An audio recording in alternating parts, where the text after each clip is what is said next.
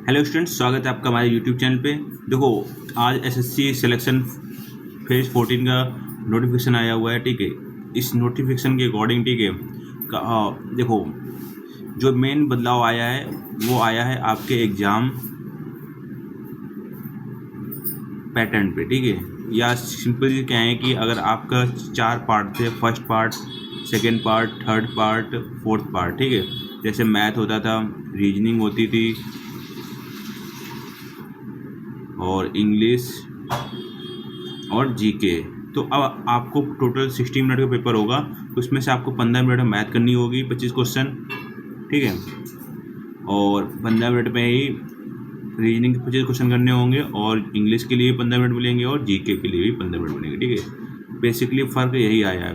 तो अब इससे क्या आइडिया लगाया जाए कि एसएससी सीजीएल के लिए भी क्या यही चेंजमेंट आएंगे? तो बिल्कुल यही चेंजमेंट आपके इम्प्लीमेंट होने वाले हैं। ठीक है, हो सकता है कि आपके टीयर 2 में भी ये मैथ और रीजनिंग पे सेक्शनल टाइम लगाएं। ठीक है, 30 मिनट्स मैथ और 30 मिनट्स रीजनिंग। ठीक है, तो आगे देख लेते हैं इसमें और इम्पोर्टेंट पॉइंट क्या है। जो आपके फॉर्म भरे जाएंगे 13 अप्रैल से, ठीक है, 2026 से 4 मई 2026 तक भरे जाएंगे, और एग्ज़ाम आपका जून में हो सकता है। और टोटल पोस्ट आपकी 3003 है। ठीक है, डिफरेंट डिपार्टमेंट्स हैं, और आपकी एलिजिबिलिटी 3 टाइप के 10th लेवल एग्जाम होगा, इसी में 12th लेवल और ग्रेजुएट लेवल। ठीक है, एज लिमिट आपकी 18 to 30 ईयर्स है। ठीक है, बाकी जो छूट मिलती है SC OBC वगैरह जो भी है, ठीक है, ST को, वो अलग है। CBT दो कंप्यूटर बेस्ड होगा। Skill test if required, document verification आपका 3 चरणों प्रोसेस होगा। एग्जाम पैटर्न आपको मैंने बता ही दिया है। इसमें से 25 सबके 25 क्वेश्चन आएंगे। ठीक है,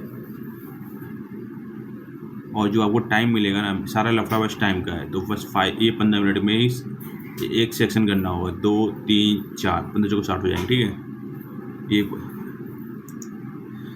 अब देखो स्ट्रेटजी क्या होनी चाहिए भाई। दो जो लफड़ा सबसे ज़्यादा फंस रहा है ना, वो फंस रहा है मैथ्स में। ठीक है, और उसके बाद फंस रहा है रीजनिंग में। ठीक है, रीजनिंग तो चलो यार 15 मिनट में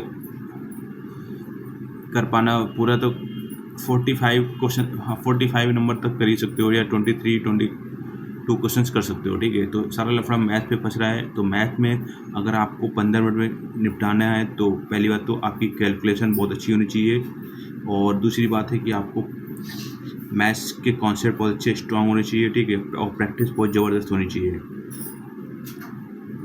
तो इसका उपाय क्या है? इसके उपाय यही है कि आप सेक्शनल मॉक भरपूर दें। ठीक है,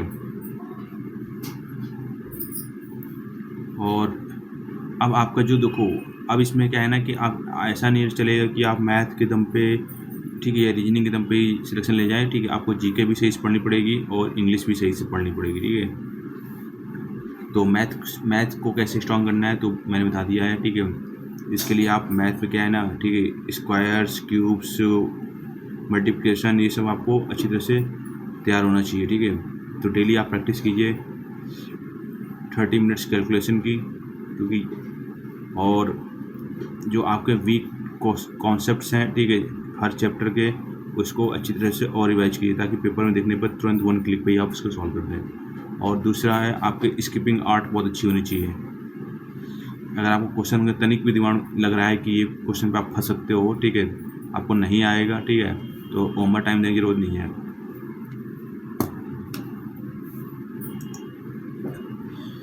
देखो मैथ्स फोकस इसमें क्या रहेगा, देखो इन 4 चैप्टरों पे विशेष फोकस रखो आप। ठीक है, percentage, simple interest, profit and loss, ठीक है, रेशियो एंड प्रोपोर्शन, और एडवांस मैथ बहुत अच्छी प्रैक्टिस होनी चाहिए।